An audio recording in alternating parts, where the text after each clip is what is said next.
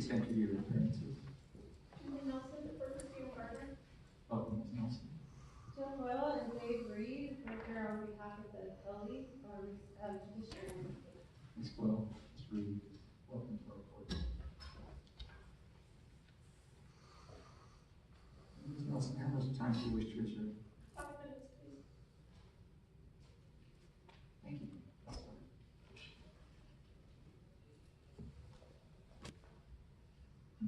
May it please the court, Julie Nelson for appellant Christina Gardner. This case is about the meaning and application of the fault statutes, Utah Code Section 30-3-5A, B, and C.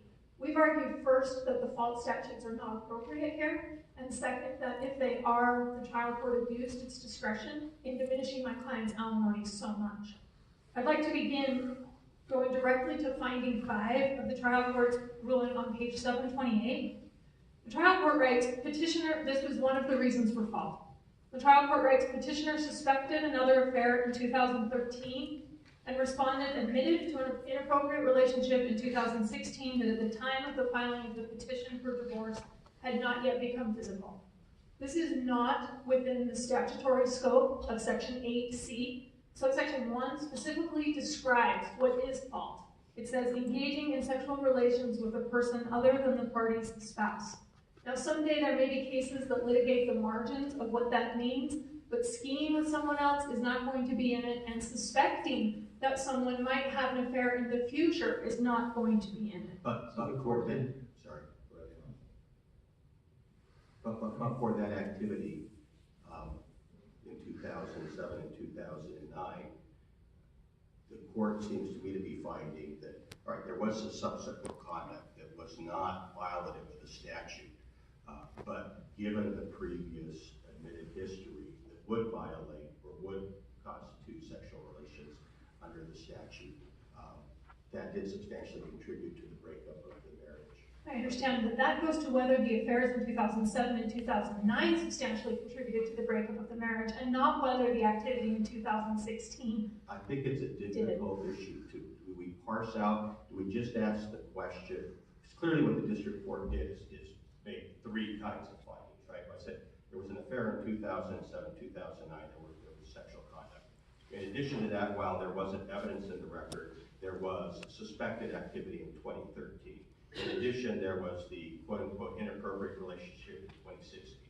And taken together, those substantially led to the breakup of the marriage, finding there could be no other reasonable explanation. That seems to me essentially what the district court did. I agree with you, that's what the district court did, but I also say that the legislature has cabined what we're talking about. And the legislature has said that fault is engaging in sexual relations with another person, and not other things, not concerned that that may happen again. And so I think we actually do parse it out, and the legislative history confirms that they intended to cabin it to that. And I think there's a good reason for them cabining it to that, which is that if a person, let's identify the sexual conduct and let's talk about that, but let's not talk about what we're worried is coming down the road. Mr. Gardner was clear that he knew this was never physical, and even if he was concerned it was coming down the road, he said he thought the man she was skiing with wanted to take it further, but it wasn't physical. It's hard to see that the fault statute could include both saying that she is at fault because she had sexual relations in 2007, 2009, and because she didn't have sexual relations in 2016. If we talk about being concerned that something's going to happen down the road, we're pulling in all kinds of things that the legislature has stayed away from. Isn't it more of a drawn and old metaphor that later conduct was pulling the scab off the wound? Well, maybe, but I think that it's important to look at the scope of the marriage. So this now sort of turns to what the actual impact of the 2007-2009 factors were, and the disintegration of this marriage. Before you get into the specifics of that, I want you to, is it your position that those 2 earlier admitted incidents played no role in the breakup of the marriage? No. Okay, so they played some role. So your argument, of course, is going to be not a substantial role. That's right. Okay, so before you present, before you address the facts, as you're going to do, help us out with what substantial means in this context. Well, we don't have good case law on what substantial means. We have other cases in other arenas where substantial means a very significant impact. We have cases discussing fault from before the plain language here. Judge Billings in Riley versus Riley used the phrase but for.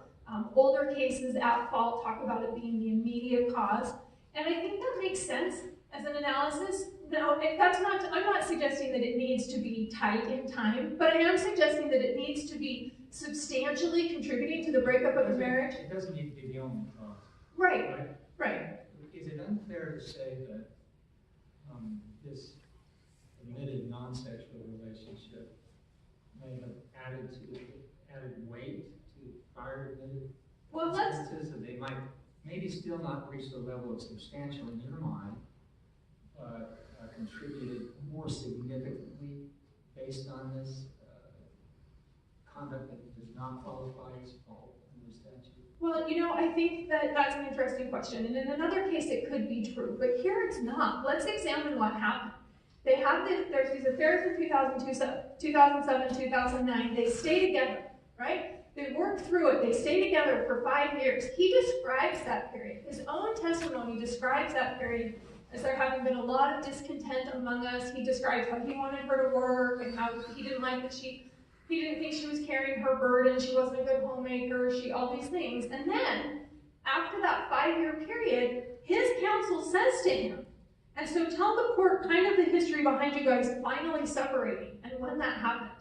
And he says, home became pretty hostile, maybe for the reasons he had described. Home became pretty hostile, and Christina decided that because of the hostile environment, she demanded that we separate.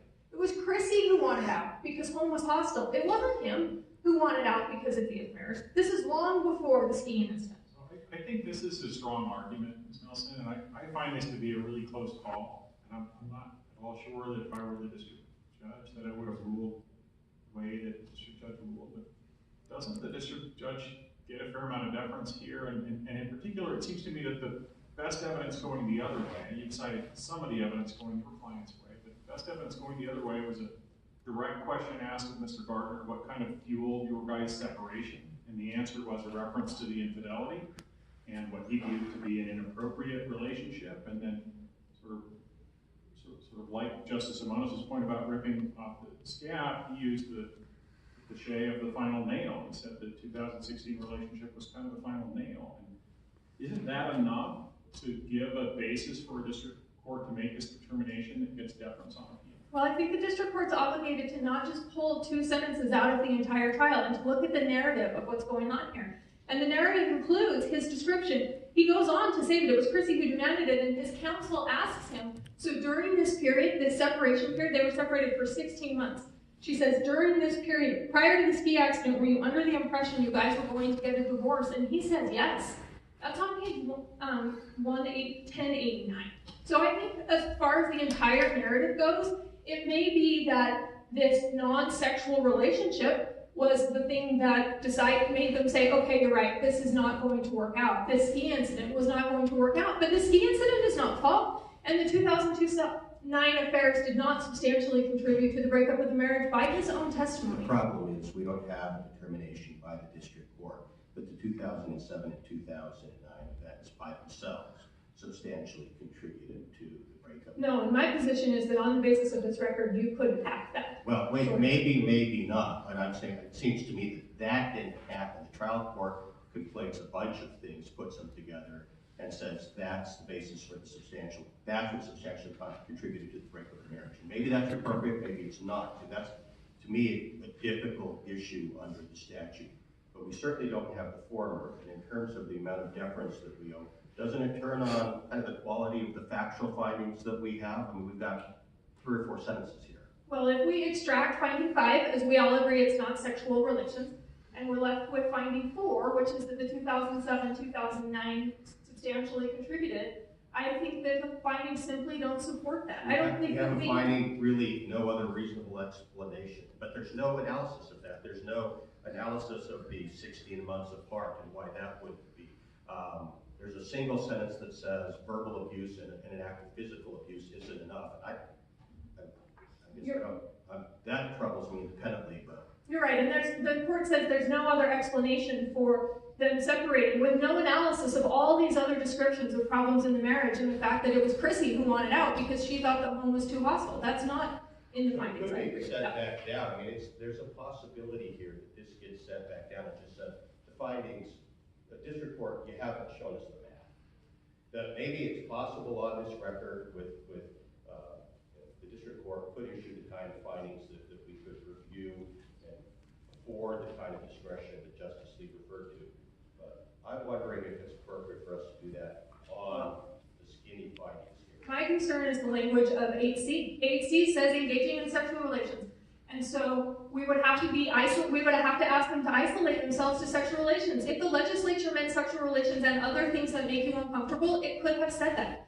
But it didn't. What about finding 3, respondent's infidelity substantially contributed to the breakup of the marriage? Is that not a clear enough finding?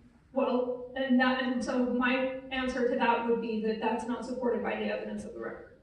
If we're limited there to the 2007-2009 finding, that's not supported by the evidence. But that is a finding directly. That is. So that may eliminate a remand for that, to just do that.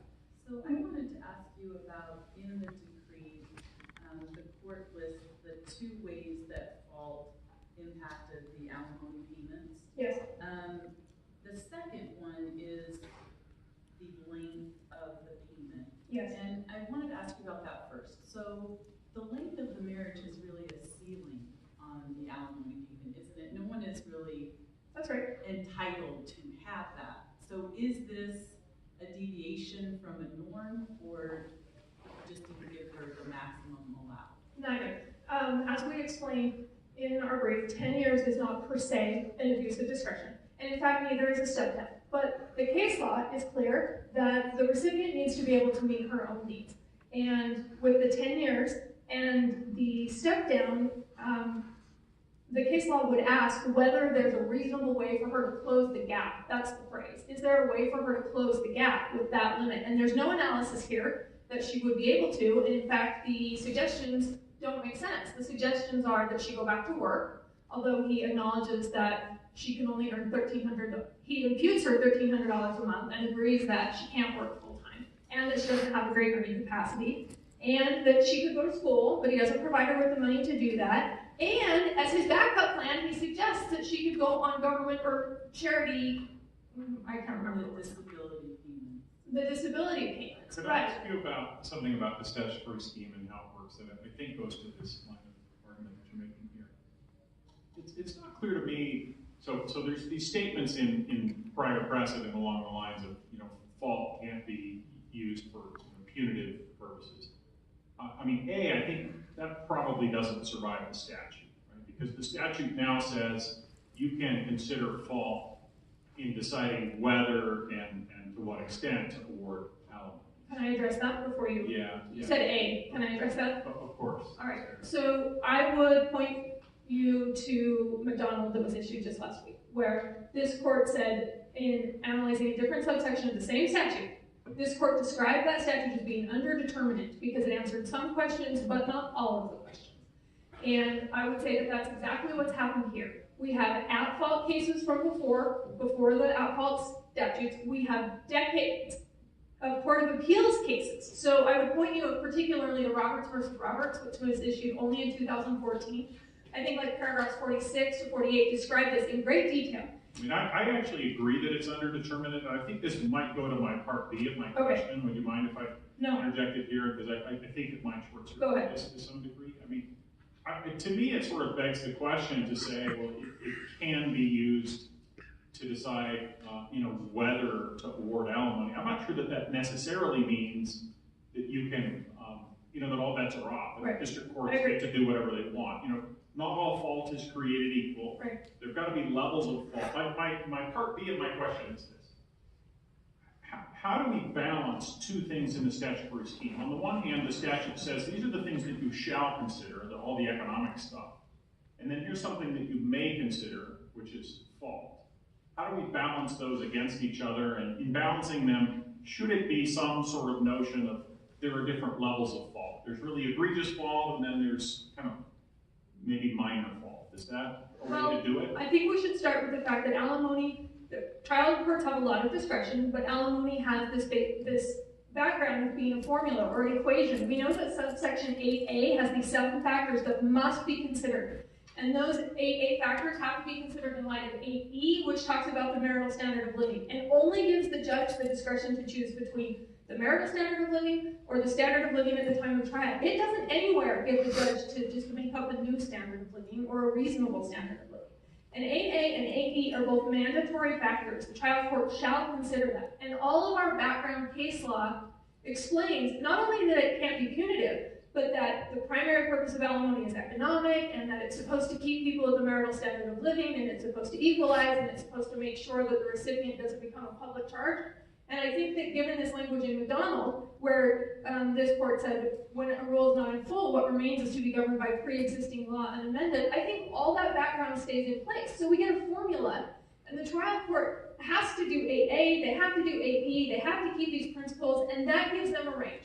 But And at least within sometimes, range, would they it can not be choose. the right way to read the statute to say that at least sometimes with respect to what the judge might perceive to be really egregious fault, that a judge gets to decide? I mean, the statute specifically says in deciding whether to award alimony. So at least sometimes, I assume that has to sometimes apply, and that means sometimes it can be imposed punitively for a judge to say, I'm not going to award any alimony here because you, and it wouldn't be this case. No, it would be a case where someone had another spouse and child in another state, like in Riley. Right, but so I'm not asking about this case, but Right. doesn't that suggest that at least sometimes it may be employed punitively? Well, Because isn't whether to award alimony sort of punishment for fault? so the word whether is interesting, I agree. The Court of Appeals often uses the word whether in describing a normal alimony case, whether to award alimony. And that makes sense because there are some cases where they may decide not to award alimony at all, maybe because the recipient or potential recipient actually makes enough money to support herself, or she didn't provide enough financial documentation, or there could be times when it would be in the judge's discretion to decide not to award alimony. So I think that word whether is being pulled in from those Court of Appeals cases. It's not clear to me that that statute, that language says you can override 8A, 8E, and all of our background rules to say, no alimony, it's fine, put them on the public chart, put them on the public goal. It's not clear to me that, 8B is a may factor, whereas all the others are mandatory factors, and so my position would still be that alimony is this formula. 8A goes into it, 8E goes into it, these background things go into it, and you get a range. And once you're inside that range, then the trial court can choose. And if because of the fault, the trial court wants to go down a little bit, that might be acceptable. Now I agree, balance is the right word. The Court of Appeals cases have talked for a long time about this tension, and I think balance is the solution to the tension. Counsel, so on this question of imputed income, Yes. Starting down that path, and you argue that the imputation of full-time minimum wage was incorrect. Well, I argue that $1,300 isn't full-time minimum Well, wage. Isn't that full-time federal minimum wage, 40 hours a week? No, that's at $7.50, as they pointed out in their response brief, and full-time minimum wage is $7.25. So, that So goes, it's undervalued by how much? it's overvalued by it. And overvalued. They said $43, not including payroll taxes, but I think the bigger point is that the trial court's analysis doesn't follow the proper structure. The trial court, when they're imputing income, a trial court is supposed to say, I think you can make this much, and here's how I'm going to figure it out. And it just kind of became arbitrary here. Well, the court said, and he acknowledged she was working part-time. Well, she wasn't working part-time. She said she could work 15 hours. She's capable of working part-time. The trial court suggested that she had not presented evidence of disability, or at least adequately done so. Do you take issue with that? Oh, I think that the trial court said, actually, that, that because of her medical conditions, she wasn't able to work full-time right now. I think it acknowledged that, and it would take me a second to find that. Did she present evidence as to the anticipated tenure of the disability? No, and neither did the husband call a vocational expert, which would be the ordinary way of supporting an imputation. Did she seek some allotment for educational She did. expenses? She did. She requested $600 a month for educational expenses, and the trial court eliminated that. And I take it the trial court, correct me if I'm wrong, felt that she did not give adequate detail as to, or any suggestion as to what kinds of educational. That may be true, but it suggested that in order for her to close the gap, she gets some education. So perhaps it didn't care. She only has a high school diploma, so perhaps it was left open to her. It doesn't seem like the court believed that she could never work. That may be right. And my argument on the imputation is simply that the analysis was somewhat arbitrary, and it's not moored in the requirements of imputation analysis. I think the bigger problem is the taxes and the failure to include that. Go ahead. No. I'm out of time, should I? Yeah, Keep going. I'll let all parties know that our policy is that as long as you're still asking questions, which we are, as long as we're asking questions, you can continue, you need not seek permission, and we're still actively engaged. So, Justice Peterson, did you have a question? Well, it also relates to the,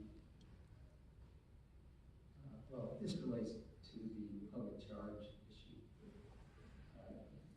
You, I get at least suggested that it was inappropriate for the judge to suggest that she may be able to go on disability because that defeats that objective of the statute, which is to avoid that result, right? And is it your view that any governmental assistance would qualify to make someone a public charge? Any kind of governmental assistance, if that was what any kind of governmental assistance? I think when that's the instruction. Now, I have seen cases where a person receives government benefits, and that's taken into consideration as their ability to meet their own needs. Is someone a public charge with their own disability under the tension of the statute or ordinary meaning? Well, I think that the appropriate way to have handled that would have been to analyze whether she was receiving government benefits and whether she was able and entitled to receive government benefits. Her position was that she wasn't able to receive disability benefits because she had no support. I'm not really speaking to that. I'm speaking to the language in the statute. I mean, I guess my answer. One purpose of the statute is to prevent a spouse from becoming a public charge. And I'm wondering if someone who seeks disability benefits qualifies as a public charge under the meaning of the statute. I guess I would say not automatically if it goes to their ability to meet their own needs, and they in fact are doing that. It may certainly be appropriate in a petition to modify when a person is able to meet their own needs because they've got a disability, then the alimony award may appropriately be diminished. But here, he's invited her to become a government or charity charge, which I think definitely suggests he doesn't have something specific in mind, but just generally, if she can't close the gap, she can. I'd be stubborn and take you back to where I started. Do you agree that at a minimum, but for the affairs in 2007 and 2009, let me rephrase that, do you agree the trial court found that at a minimum, but for the affairs in 2000 and 2009, 2007, 2009, divorce would not happen? Not but for, no. You changed the words but for. The trial court found that respondent's infidelity substantially contributed to the breakup of the marriage, and my position is that the trial court certainly did not find that but for those, it would have broken up the marriage. That seems like a stretch to me. I mean, it's the respondent had affairs involving sexual relations with others in 2007 and 2009. I mean, I give you that he did make the other add-ons, but they're in the nature of reminding the spouse of those affairs and creating a suspicion that that conduct was going to reoccur. I'm just saying, isn't that what Judge Bates found? Well, the exact language is substantially contributed, not but for. So I agree that I agree that finding 3 says what it says. Not 343? I'm looking at finding 3 on page 728. In this case, respondent's infidelity substantially contributed to. Yeah, I'm looking at finding 43. It's on page 11 of the findings and conclusions. Respondent's infidelity substantially contributed to the breakup of the marriage. That's the same word. Yeah. So, back to also an earlier question, would you object to assigning a definition to substantial cause, assigning the definition of contributed in significant portion? Is that, in your mind, I'm not sure. too high a bar? I'm looking, you addressed earlier somewhat what a reasonable interpretation of substantially contributed would be. Right. I'm looking to find that sweet spot. Right. You would agree would be a fair definition. Right. Right. I'm concerned that when we talk about something that's happened in the past, that we give somebody an ace in the hole or a King's X that says, well, this bad thing happened, we're going to work through it, but if we ever get divorced, I'll pull it up so that we can. I understand that practical concern. I guess I'm just wondering, in writing this opinion, how we would describe what rises to the level of the substantial contribution. Right, and as a general matter. Right, and we may look to those old cases that talk about somebody leaving a spouse for someone else and say that it needs to be that high of a standard. The flip side of your argument, though, is you're incentivizing people not to try to work it out, right? Because let's say the affair happens, and it's bothersome. The couple continues to try to work through it, and ultimately just can't. So it really does, you say, substantially contributed to the breakup of the marriage. And you want to say, well, that gives them a King's X. On the other hand, you're trying to create an incentive where if they try to work it out, they're penalized. What they need to do is hurry and divorce quickly then. Well, I would like to add a competing consideration, which is that let's assume let's take the facts of this case, or a generic fact of this case. You have the wife who has not worked for years, and the husband has provided, and the wife is the one who's committed the wrongful conduct. Now, going forward, maybe she'd be better off to have it be divorced at that point so that she can start working. And I also think it's important to say that whatever happens here for the recipient is going to happen on the corollary for the payor. What evidence was there about Ms. Gardner's ability to work going forward? The husband did not call the vocational expert. The wife explained that she had worked a little bit on and off over the course of the marriage, that she didn't have any education beyond a high school diploma, that she made the number $11 an hour is sticking in my mind, and that was it. It seems that often when a person is able-bodied and there's no reason that they can't work, at a minimum, a district court will impute minimum wage. I agree, but she wasn't able-bodied. That was a factor. She had explained that due to all of these medical conditions, she wasn't able to work now, and that may change. And like I said, I do think that the court said that based on her medical condition right now, she's not able to work full-time.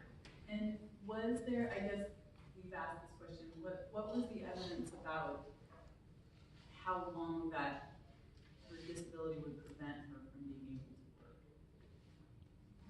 Was this something that forever she's just not going to be able to hold down the job, or that could be overcome? I don't remember the evidence on this. I know that the discussion of the injuries was quite severe. She explained that she can't drive until several hours after she's taken her medicine. There was a long discussion of how severe the injuries are, at least at this point. And I would suggest that perhaps when she's able to work, that would be appropriate for a petition to modify, or that the trial court needed to accept that as part of the rehabilitative alimony, but still make sure that, in fact, she would be able to close that gap over time, and not just assume that she will be able to. Because his findings do seem to assume that at the end of this 10 years, she should be able to be contributing by working. Was there any evidence that supported that, or do you think that there's just not evidence supporting the court's? No, I think we're looking at the overall analysis. The amount that she's being given right now, dropping her standard of living, the 10 years, and the step down. Is that going to be able to help her stay at her marital standard of living, which I believe is the goal, even when fault is in place. On that point, you seemed earlier to suggest that the lodestar, or the gold standard is, or the statutory mandate is to, if possible, provide her the same standard of living. Right? And you suggested maybe some variance in the event there is fault, statutory fault, which of course you argue against. But you suggested that some reduction would be appropriate, if I'm remembering it right. I suggested that the formula produces a range, and that could be a place where the Well, trial I guess court. it's one good, yeah, I guess, yeah, I see your point. So how would we define that range? Well, I think that the floor is the standard living. All of the statute. Well, that's back where I started then. Okay, so if that's it, if that's where you get to the standard of living, is it your position that based on legitimate fault, a district court judge could reduce her income below that standard of living? No. Not at all. No, I would say that that was the floor. I guess in the decree, it's the 13th page of the decree, where the court, you pointed out that the court said one of the impacts of the fault would be the court does not need to equalize the standards of living in this case, and that's not really applicable. That's when there's not enough money to go around. We never got to the discussion of whether there was enough money to go around. Yeah, so I think what later it seems that the court meant is not that it doesn't need to equalize the standards of living, but that because of the fault, he's not going to keep her at the standard of living of the marriage. It seems like that's what he Yes, and he said that during his oral ruling on page 1186. He said, I'm not going to give her support payments and find that she's entitled to expenses that afford her the same affluent lifestyle that she had during the course of the marriage. And he goes on in that section, page 1186, 87, 88, saying that because of her fault, she has to live in a less fancy house and drive a less fancy car, and she can't live in Olympus Cove anymore, which is where her kids go to school. Okay, so let's assume that's true. Even where there is fault, the judge can't reduce below the standard of living. Yes, and I would say that the corollary to that is that where it's the payer that's fault, is doing fault, they can't go above his ability to pay. Right, so what's the consequence of fault? Well, it's narrow. Consequence of force. It's narrow. What is it? I mean, it can't go below the standard of living. You have to give the standard of living regardless. Right. Right? Right. So what area does that work? Right. Well, so we know that alimony produces a range of, it gives a lot of You might discretion. not get the top. Right. If there had been no fault at all, Right. if there had been no fault at all, he could have just said, he still could have just said standard of living. Right? In fact, he If there had been no fault, God would have been obligated to say there's He's a obligated standard. to do so. That's right. Right. That's right. But the standard of living is one. It's what? Well, this may sound like a particularly dumb question, but the finding that I have at 43 is respondent's infidelity. The judge didn't actually use the language of the statute, and does infidelity necessarily always mean sexual relations? I believe, no. And that's a problem I'm having, because in the subsequent paragraphs, he seems to be talking about sexual relations, about suspected inappropriate conduct and inappropriate conduct. And I mean, in fairness, he seems to be kind of mushing them all together so that there's not a specific finding of the 2007 and 2009 activity, that those sexual relations versus kind of this whole amalgam of factors leading to the breakup of the marriage. And I'm not questioning whether a judge could reach that conclusion, but I'm wondering if on the basis of these findings, we don't need to send this back down and have the judge tell us what he meant. Did he mean that based on 2007 and 2009, those sexual relations, that substantially contributed to the breakup of the marriage? I think 43 might get you to that opinion, but if you read finding 44 and finding 45, Yeah, all of them. you're going to get it. And you're going to get exactly the reasoning and the findings that he found that says that You think it's enough? it's enough. Okay. It's enough. Can I ask you about a different one? Or, I was going to follow up for 1 second, and that is, I know this isn't part of the findings, but it's what he actually said at the time that may help us interpret what he meant with the findings. And it's at page 17 of the transcript of the hearing. And I guess there's some question as to whether that really was a substantial cause of the breakup of the marriage. And that's talking the infidelity in this case, 2007, 2009. I find that it was in part largely based on testimony from Mr. Gardner yesterday that he suspected another affair in 2013. So again, he seems to be, it's less about maybe 2007, 2009 than about, as I put it, ripping the scab off. Yes.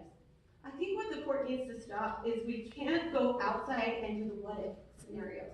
What we have to do is stay within the confines of what the statute means. This statute, when the legislation defined it after Roberts v. Roberts came out, it said specifically, if the court finds the wrongful conduct of one of the parties substantially contributed to... But wrongful conduct means sexual relations, and he actually doesn't do that. Actually, I would disagree in the fact that when he puts the finding of Rule 44, he says the respondent had affairs involving sexual relations with a person other than their spouse in 2007 and 2009. I think this is where my question comes in. I think Justice Simonson and I are looking at different documents. I'm looking at the decree of divorce, which is Exhibit B to the appellant's brief. Maybe there's a separate document called findings and conclusions or something that Justice Simonson is looking at, but just to orient you, that's what I'm looking at. And finding number 8 on page, well, Bates 729, 13 of 18 is what it says at the bottom. It says, based on the evidence before the court and lack of any other reasonable explanation as to why the parties' marriage fell apart, the court found that Ms. Gardner's sexual relationships with persons other than the petitioner substantially caused the breakup of the marriage relationship. That does seem to address Justice Simonson's valid question about whether infidelity is the same thing as a sexual relationship. This one says sexual relationship. Right, and that's where I... Well, I do think Justice Simonson's raising an important question. I think that it could be argued that the articulation just made by Justice Lee is supported also by paragraph on 728 of the record, paragraphs 2, 3, 4, and 5.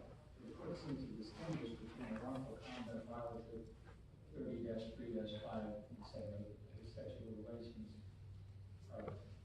substantially contributed to the breakup of the marriage. Then he goes on to refer to infidelity 3, which seems to reference 2007-2009. He treats in 5 separately as suspected another affair. And so he's well aware there were no sexual relations as to that affair. Put that together with what paragraph 8, which Justice Lee has indicated. I'm not sure, at least to me, that there's a serious question about whether he impermissibly, or at least I shouldn't say it that way. I think perhaps the better argument is that he did treat them separately and was cognizant of the fact that only 2 of those incidents fell within the terms of the statute. Yes. And the thing is about the sexual relations statute, where it actually defines what sexual relations is in the statute, is that it specifically does not give a timeline. And I think it goes to your point that you made with counsel, is the fact is if somebody has an affair, and then they try to work it out, and then there's a suspected affair, he has to, or she has to wait until there's proof of an actual sexual relations to leave that person. I think that's where we're here today. It's a problem. It's a bad incentive to encourage people to jump out early. I get that. And the findings and the decree, they do mirror, right? We just need to add 4 in front of the 3, 4, 5, 6, 7, and 8. I get that. And 8, though, he also talks about the lack of any other reasonable explanation. But there's no hope. Again, he's not shown us the math at all. And I mean, how about the fact that they've been separated for 16 months? Is that not another reasonable explanation? How about the fact that there's a lot of testimony in the record that he was really unhappy with her, perhaps rightfully so, for a large number of reasons. And then his, I don't know how to characterize it other than odd, this notion that verbal abuse and a single act of physical abuse is not enough. Really? Well, I think the evidence that was presented at trial lacked a little bit of credibility to that. But he didn't say that. He didn't say that. He said in his experience, right? He has the word mutual verbal abuse in the finding, but when he's speaking from the bench, he doesn't. He said, my experience, verbal abuse and a single act of physical abuse, that doesn't lead to the dissolution of marriage. Really? I agree with you, and that's why in family law cases, not only is fault listed, but irreconcilable differences was listed as well. There's none of the math is shown. He's doing a reduction here. Well, I don't find any other reasonable explanation, but it doesn't tell us, except for the one instance, what those other possible reasonable explanations are. I get giving a lot of deference to the trial court, having spent many, many, many years on the trial court. Correct. But don't you have to show us a little bit of the math? Is this enough? I believe it is. I believe, and I think it's important to know that the lower court did not make a ruling from the bench. He took it under advisement. We came back the next day. It was a methodical finding. It was specific. He had thought about it. It was not something that just came out and then we had to go and rewrite the. And then when we did the proposed findings, there was a lot of discord with the opposing counsel about the language. There's a lot of back and forth. And Judge Bates, or the lower court, he actually took the findings and he made language to make sure that it was very, very clear. Along with Justice Simons, I don't get this comment. There's no other explanation. Especially because it goes on to say, does it not suggest that, yeah, there were a lot of other things going on contributing. There's squabbling, there was the incident of, he acknowledges all that, right? Does he not? Yes. Suggest that those were factors and stuff. Then the question becomes, I'll put it to you as well. Okay then, let's assume there are multiple factors. Let's assume that all of those other things were contributing factors. How do we define what constitutes a substantial cause? Correct. And I think that's where the court has the discretion to find it. And I think Judge Bates heard me. I'm not talking about discretion. I'm talking about, a legal standard. What does it mean? There could be a range of definitions. It could be contributed in some significant measure. It could be the predominant cause. It could be substantial cause in this context. We can look to tort law maybe for help, but in this context, how would you articulate the definition of substantial cause? I think when you look at the fault statute and you look that there's a limited amount of issues that can be considered fault, I think it limits it there. So we can look at substantially contributed. It has to fall within the 5 faults. What does the word substantial mean, though? I think is what the Chief Justice is trying to get at. Is it 10%, 30%? Is it more than half? How are we supposed to understand the term and instruct district courts to apply it? I think that's a great question because we've done a lot of research in the family law section, especially about substantial change in circumstances. What does that word mean? And there's not a lot of breadth in the case law to help us explain it. Today might answer that question. I think the facts and the finding and the discretion of the court was that he found that the affair, the infidelity, was the substantial contributing factor to the Okay, so divorce. maybe we will use this case. So let's hear your definition. Recognizing that there's not a lot out there, the courts have done, what would you propose to us to be the definition of substantial in this context? As simple as it was the main cause of the divorce. Okay, well that's it. Okay, main cause, you could certainly argue for a lesser standard. But if it's main cause, It's not the move I would have made. might make a real difference here. Right, well, my thing is if you take all the causes, we all know that divorces are not simple, plain things that we go into court and we say there's one reason why we're getting divorced. There's usually years or things that have attributed up to it. So what I'm suggesting, though, is that in the fault statute, he had found that there was a sexual affair, infidelity, that happened that was substantially contributed to the breakup of the marriage. He found that. That's what I'm suggesting. Everybody comes into court and says, oh, there was this and there was this, but that's what he. But I think the point is, what does that mean? Like, we don't know what was in the district court's mind. If in fact it means the main contributor, don't we need to clarify it and send it back down so the district court can tell us that when he used the term, that's what he understood? Because you may be very well right. I don't want to suggest you're not, that even though the findings are skinny, I think you would concede they're a little skinny. That they may be enough, and that we could deal with the skinniness by dropping a footnote saying, in the future, you need to show the math in a more detailed fashion than this. So I get that. But the bigger problem is the one that the chief has been trying to call from the very beginning is, what does it mean? What does substantially mean? And what did he think it meant? And I think the fact that the lower court found that there was infidelity. It was admitted 2007, 2009, and it was admitted that there was another inappropriate affair in 2014.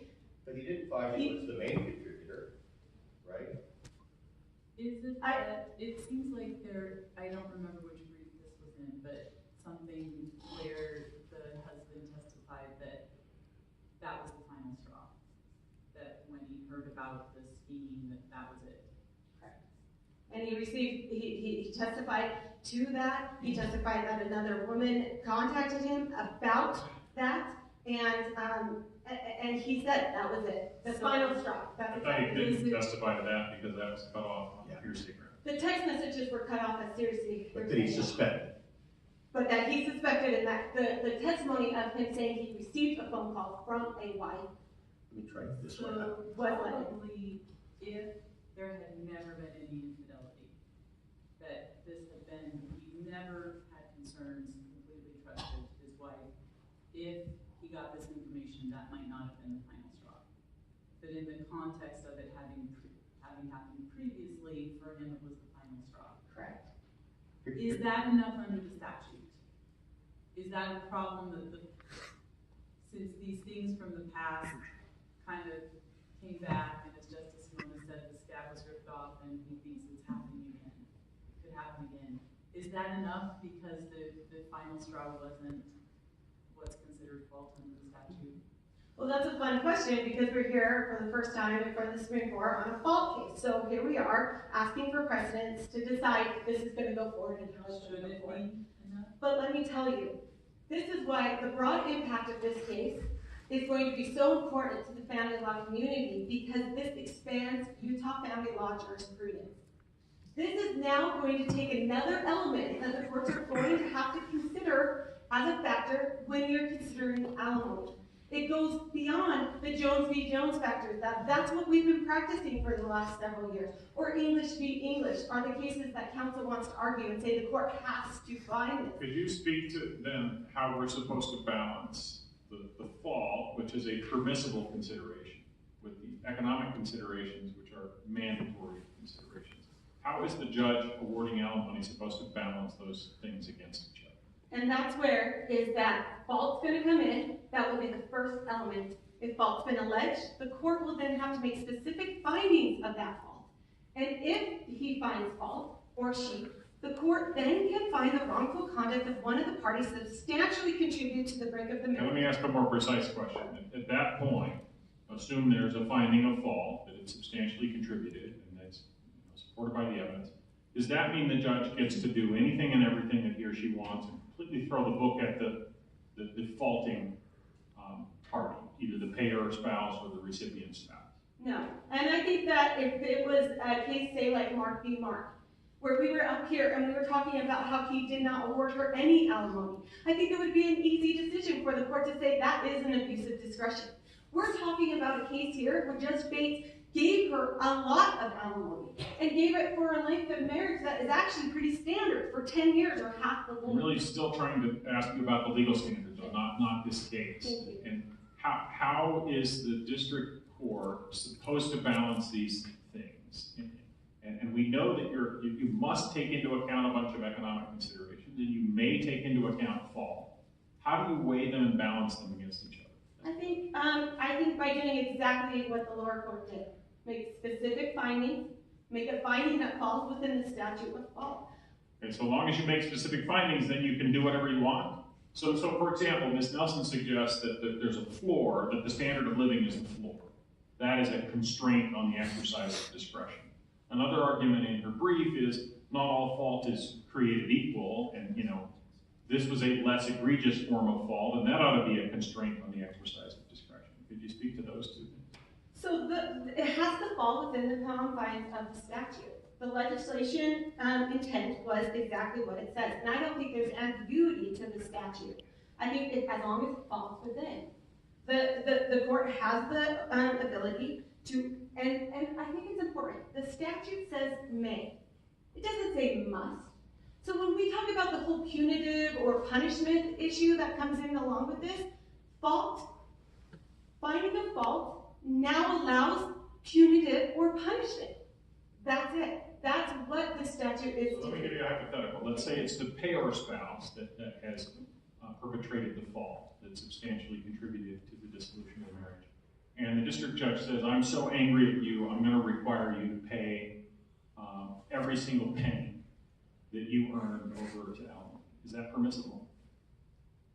Yes, if within the confines of the statute, because we actually have case law, a couple of cases that fall right into that, where the No matter how egregious the fault, because the things that are listed in the statute by way of fault, I mean, they run a wide range from, really, really difficult problems of physical abuse, to other things. And so no matter how egregious the fault, as soon as the judge finds fault, the judge just can require every penny that the payor spouse earns to be paid over by way of alimony. Is that your position? my position is it has to be within the confines of the statute, and it's their discretion. We have very smart. When you say confines of the statute, what do you mean? I mean that the statute specifically says that the court may order or withhold alimony and adjust the amount, which would be in your scenario because he can up it or lower it, and the term of any alimony order.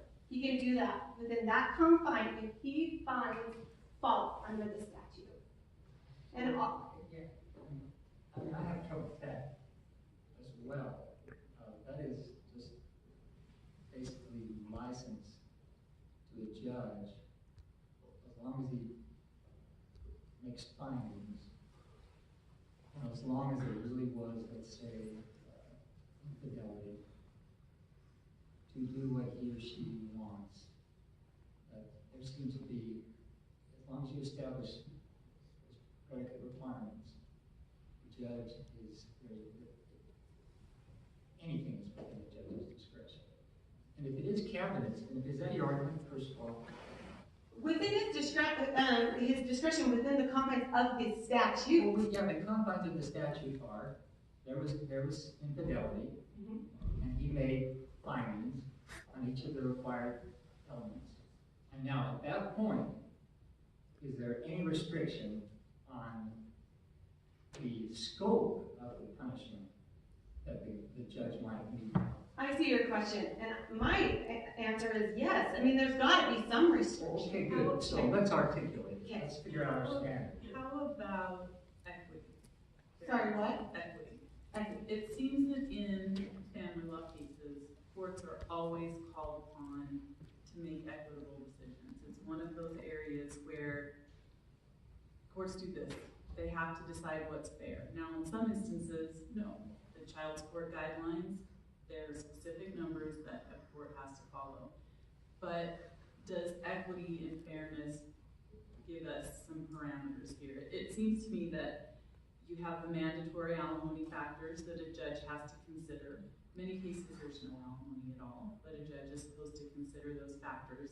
The legislature has pointed out a few specific things that go beyond the usual complaints that people who are divorcing might have about each other. If you got into a discussion about who caused the divorce, normally that's not going to get you anywhere good in a divorce trial, but the legislature has spelled out sexual affair with someone else, physical abuse, these other things where they're saying these cross the line. If someone has crossed the line in these ways that we have laid out, that can be an additional factor to consider with the other alimony factors, and the judge always has to be bounded by fairness. What are your thoughts on that? I think most people that pay alimony would never think that it's fair and or equitable. And in fact, I think that's a big confusion is people believe alimony is equitable. However, we're in an equitable state when dividing property. Alimony has a different standard than looking at the Jones v. Jones standard or looking at what the need and the ability to work. So we look at that standard for alimony. So when we're looking at this case, the fault statute does not give the ability to make an unequitable divide of property.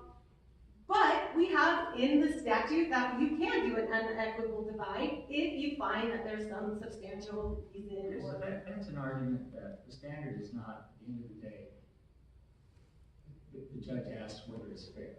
That's your position, right? That's right. correct? It's never fair. That's your position. Oh, well, no, I'm not sure about that. Maybe Well, from the party's perspective. Nobody ever wins, I guess, is the Okay, better. but, so if you reject that standard, that there's a fairness overlay, after all the I's have been dotted and T's crossed, right? How about an egregiously unfair overlay well, yeah, let's go with that. Egregiously unfair. We've had some case law suggesting that maybe that question should be introduced into the analysis. And I agree, and that's the appellate case law that we have. Mark v. Mark is a perfect example of, was it fair? Appellate court said no and remanded it. 27-year marriage, he got 1 year, he had rarely worked during the marriage, and he got 1 year of alimony. The court said that was not enough time for rehabilitative or to get him to close the gap. Okay, so you'd acknowledge that I take it, correct me if I'm wrong, that after, at the end of the analysis, final question for us to ask is this egregiously unfair? Correct, and I believe that's where, because the court has the discretion to make the findings that they did, and our position is that this was not unfair. She's receiving $2,000 in alimony. She's receiving it for 10 years, and then once the last child emancipates, she gets more alimony. So she's not slashing. And one of the things that's about this case is they talked about alimony so much that child support has been forgotten. And when we look at family law cases, as a family law attorney, we look at family support. So we look at them in tandem. We don't piece it out and say, oh, she's only receiving this much alimony, so she's only receiving this percentage. Can I ask you this? What's the non-arbitrary basis for the following things? One, you don't need to live in Olympus Cove. Go live on the west side of the freeway. Two, you don't need to drive this nice of a car, drive a less nice car. Three, I'm going to impute full-time income to you despite evidence that you may have a dispute. What's the basis for those determinations? So I'm glad you asked that, because that goes straight to the facts. And what happened is she moved into a very expensive home in Olympus Cove when they still had the marital home available to her. She created, during the pendency of this divorce, 2 ginormous house payments that the parties couldn't afford. When we got to trial, she said, I'm staying here. It was only on the day of trial that we found out that she was not paying for the house. Her dad owned it, and her dad was paying for it. Did he detail these in his findings? He did not. It's in the transcript. So that was the evidence that was presented. So is that enough of a basis for a determination by the court that you don't need to live in Olympus Cove? It would have been a basis if we did it on an analysis of need, and we were just going through the Jones v. Jones standard. I would have been harping on that. She doesn't have a house payment. It's not reasonable and necessary, and that's where we would have gone with that. What he is stating, though, is that he was going to allow her to meet her need, but he was going to lower the standard of living. So he moved her from a $2,500 home to $1,600. Because he was offended by her sexual affairs. Well, I wouldn't say that. I say that within the confines of the statute, he found that that was what substantially contributed to the breakup of the marriage, and therefore he lowered her standard. I get that finding, and I think on that point, I want to think some more about this, but you may be right. There may be a basis for deference to that finding. Where I get tripped up on your side of the case is just how much discretion then do we give to the judge to make adjustments to alimony, and is there enough of a basis for the adjustments that the judge made to the alimony on the basis of that finding of fault? And if I can address that. So another thing about the car. She didn't have a car payment. She had a paid off car, a capable car, but she testified that she wanted a new car. She testified that she was afraid it was about to break down. Correct. But what I'm suggesting is she did not have a car payment. She came into court and said, I would like this car. Please allow alimony to go up so I can buy this car. So when the judge gave her $250 for a car, it technically wasn't an expense that was proven, which we have analyzed in dog-eat-dog. So he gave her money when she actually didn't have the expense. And that's where, the reason why I believe that the court can affirm this decision is because he didn't abuse his discretion in making a finding of fault, and then lowering her standard of living. I want to take you back to that. What finding of fault? I mean, I may be really inarticulate about this, but this is the first time this type of case has come to us, right? And we're going to have to say something about what substantially contributed means, right? We're going to have to put some words to that skeleton, like you said, maybe the major reason, whatever that is. We have no idea on this record what the trial judge was thinking when he used that term and made that finding. He doesn't tell us how he understood the term substantially contributed. He doesn't tell us whether he thought that was 10%, more than 50%, 100%. When we put the flesh to this skeleton, we're not going to know if he had the same definition of substantially contributed in mind that we're putting on now, because he never told us. So how do we not send it back down? And my argument, first of all, let's make it simple. Stay within the confines of the statute. Which, No, but we are, but we have to define what substantially contributed to means under this fault provision of 30-3-58, right? right.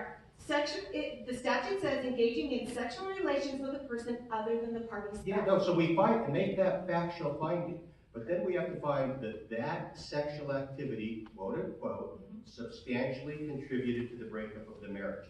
And we're going to have to put words to what substantially contributed means.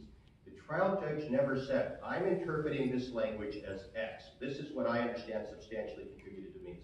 We may very well be issuing a decision that has completely different meaning than what he had in mind. And I'm saying, under this scenario, given that it's the first time that we've had this type of case, that we're going to articulate for the first time what that term means under the statute. How do we not send it back so that we can make sure we're on the same page? Well, let's talk about two findings he did make. We know what he didn't believe substantially contributed, which is paragraph 47, which he said that the mutual verbal abuse and the single act of physical abuse did not Would you substantially. give me that it could be that he thought substantially contributed was 10% of the cost? Paragraph 48, he says. He just doesn't tell us. Right. But my thing is he had the discretion, it was methodical, and he says in paragraph 48, based on the evidence before the court and lack of any other reasonable explanation as to why the parties' marriage fell apart, the court finds that Ms. Gardner's sexual relationships caused the breakup of the marriage. Is that part of the problem, though? The lack of any other reason, there are other explanations. Doesn't that just sort of underscore Justice Monis's concern? We know there were other explanations. What we don't know is what percentage of causation the judge may have attributed to those other considerations versus the sexual marriage. Right. And my only answer is, again, first case of precedent. This is going to kind of lead. This is monumental. We understand that. But and I'm in the family law community, so this is going to be the case that we talk about in the future. Unlike my client doesn't love that, but that's just what it's going to be. But my thing is that the statute was defined. That's exactly what we wanted. That's what the court wanted to do.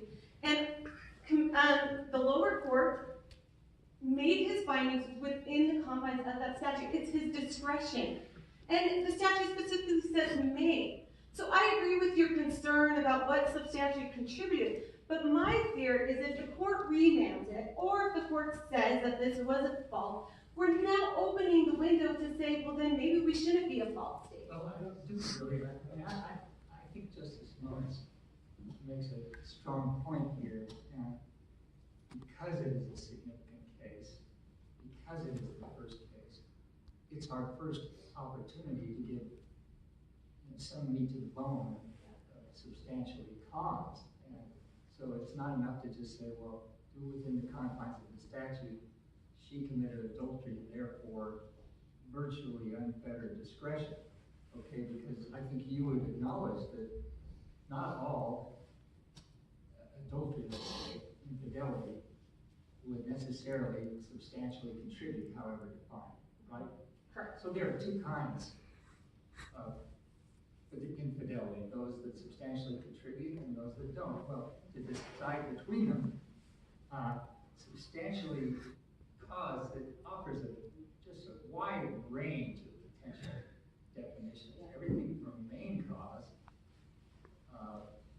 which I would imagine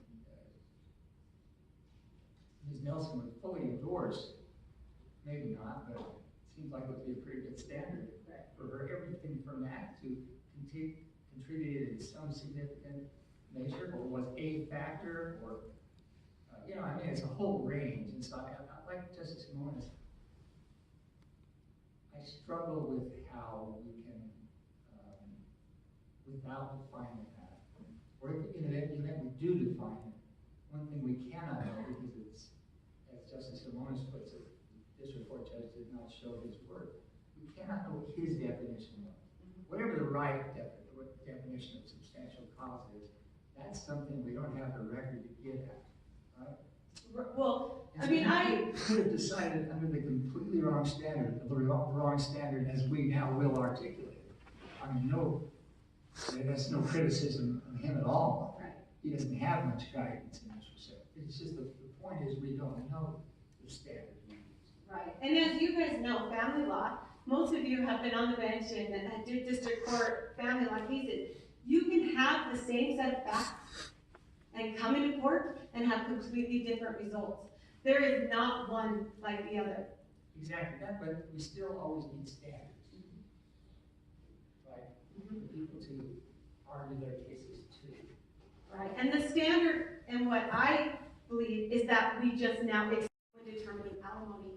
And if it's found, the judge's discretion based off of the facts, based off of the situation, is going to be able to then make those methodical facts.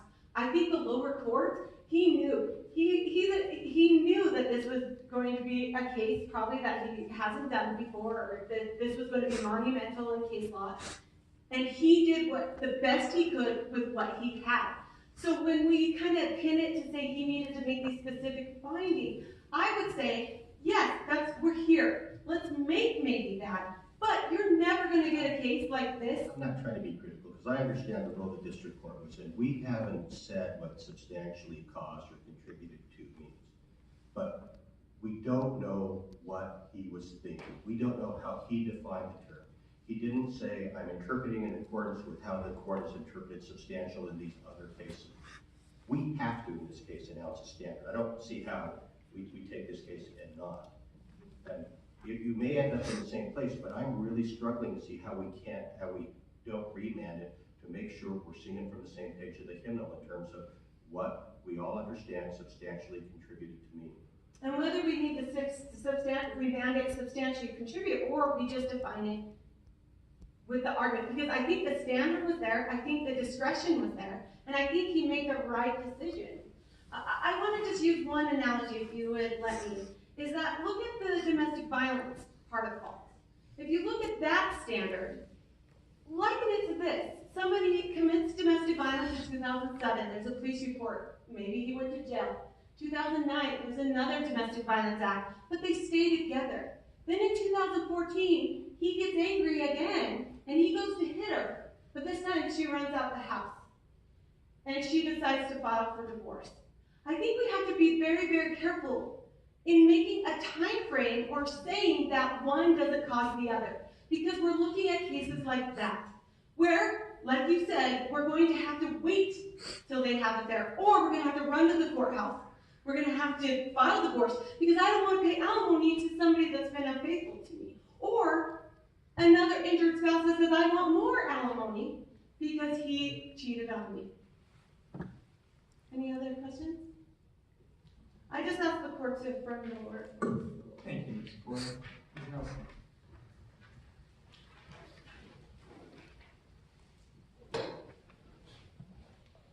What is substantially contributed? I heartily endorse her suggestion that it means the main cause. That sounds good to me. And I think it's also important to talk about whether it's the main cause. Let's tongue in cheek though. Do you have authority for how we should interpret the term substantial or substantial? I think it should be very significant. I think it should be very significant. And I think it should be very significant for both parties. Where you have one party who's upset about it and the other party that this is not a factor. The reason I'm getting out of the marriage is because I'm unhappy with you. I think that matters. So it's very significant, not significant, but more than significant. Is that? Yes, is much that more than than 50%. Much more than 50%. I would say up in the 80% range. I mean, we're never going to be able to put numbers. No, on we're this, not. Right? I mean, this is just, when we talk about causation, we can talk about but-for, we can talk about proximate the best we're gonna be able to do, just to use adjectives that admittedly have some fuzziness to them? I think so. And to say, well, it's X%, I mean, that we're never gonna be able to do that. No, I don't think And if so. we can't, then why, I mean, I understand the pushback and the concern about possibly the need for a remand, but if the most we're gonna be able to do is come up with a synonym of substantial, like significant, why do we need remand? Because isn't the legislation just conceding to the point that you're not gonna be able to have a numerically precise adjective, and you're just gonna be left with, well, it has to be significant or substantial, and if so, Judge Bates made his finding, and either it gets deference or it doesn't. Well, my position is that you don't need to well, you do need to remand. Well, let me back up.